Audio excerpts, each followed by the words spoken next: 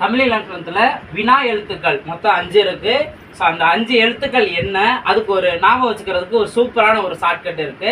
First தமிழ்ல வினா எழுத்துக்கள் 5.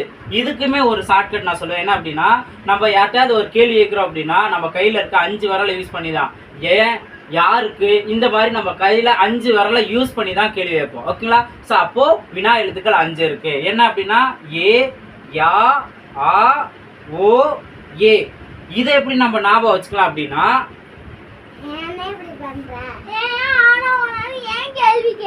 எஸ், ஏயா ஆனா ஓனான்னு ஏன்னு கேள்வி கேட்கிற. ஓகேவா? ஸோ அப்போ அதுல ஏயா, ஏவும் யாவும். ஓகேவா?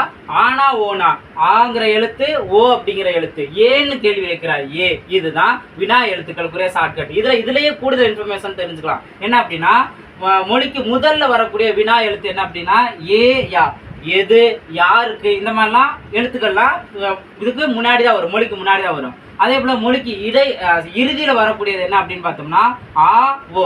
ஆ அப்படிங்கிற பார்த்தோம்னா அவன்தானா, இவன்தானா அப்படின்ட்டு ஆ நம்ம லாஸ்ட்ல கேள்வியா கேட்போம். அடுத்து ஓ, அவன்தானோ, இவன்தானோ அப்படின்னு சொல்லிட்டு ஓன்னு நம்ம முடியும். ஓகே? அப்போ மொழிக்கு இறுதியில வரும்.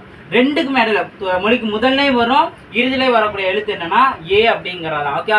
ஏன்னு நம்ம கேள்வி வைப்போம். அடுத்து அவன்தானே அப்படின்னு சொல்லிட்டு நம்ம கேள்வி வைப்போம். அப்பெல்லாம் பார்த்தோம் அப்படின்னா மொழிக்கு முதல்ல வருது, இறுதியிலே வருது. ஸோ இந்த ஒரு ஷார்ட்கட் உங்களுக்கு பிடிச்சிருந்தது அப்படின்னா லைக் பண்ணிக்கோங்க. ஸோ நம்ம குட்டீஸோட ஆக்டிங் உங்களுக்கு பிடிச்சிருந்துச்சுன்னா லைக் பண்ணுங்க, கமெண்ட் செக்ஷன்ல ஷேர் பண்ணுங்க, ஃப்ரெண்ட்ஸுக்கும் ஷேர் பண்ணுங்க. கமெண்ட் செக்ஷன்ல உங்களோட பாசிட்டிவான ஃபீட்பேக் நீங்க ஷேர் பண்ணலாம். ஏயா ஆனா ஊனான்னு ஏன்னு கேள்வி கேட்கிறேன். என்ன ஷார்ட்கட்டு?